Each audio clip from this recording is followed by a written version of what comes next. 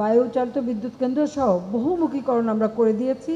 যেখানে যেটা সম্ভব আমরা সেই পদক্ষেপই নিচ্ছি যাতে করে আমাদের দেশের মানুষের এই চাহিদাটা আমরা পূরণ করতে পারি, সেটাই আমাদের লক্ষ্য এবং এক্ষেত্রে যথেষ্ট সাফল্য আমরা অর্জন করেছি। আমরা চাই আমাদের দেশ এগিয়ে যাক আধুনিক প্রযুক্তি সম্পন্ন। আর পারমাণবিক বিদ্যুৎ কেন্দ্রের সম্পর্কে আমি একটা কথা একটু নিশ্চিত করতে চাই, কারণ আমরা দেখেছি যে কোনো কাজ করতে গেলে আমাদের কিছু কিছু মহল থাকে, তারা নানা ধরনের ভয় ভীতি সৃষ্টি করে। পারমাণবিক বিদ্যুৎ কেন্দ্রের ক্ষেত্রে আমি মনে করি উদ্বেগের কিছু নেই। এখন অনেক আধুনিক প্রযুক্তি এসে গেছে, মডার্ন টেকনোলজি এখন ব্যবহার হচ্ছে, যার ফলে এখানে আগে কোনো সমস্যা সৃষ্টি হবে সেটা আমি মনে করি না।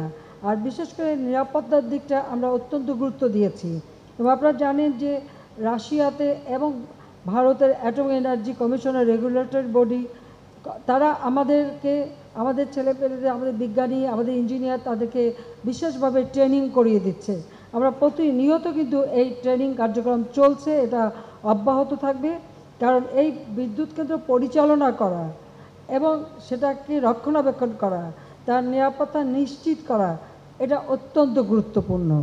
আর এখানেও আমরা এই বিদ্যুৎ কেন্দ্র নিরাপত্তা নিশ্চিত করবার জন্য আমরা আমাদের সেনাবাহিনী, আমাদের পুলিশ বাহিনী সহ আইন শৃঙ্খলা রক্ষাকারী সংস্থা সহ সকলের সম্মিলিত প্রচেষ্টাই একদম আলাদা একটা ইউনিটি আমরা গড়ে তুলছি, যা কারা কোথায় কিভাবে মানে এই বিদ্যুৎ কেন্দ্রের নিরাপত্তা দান করবে তার একটা পরিকল্পিত ব্যবস্থা হাতে নিয়েই আমরা নিরাপত্তার বিষয়টা নিশ্চিত করছি, যাতে কোনো রকম অসুবিধা না হয়।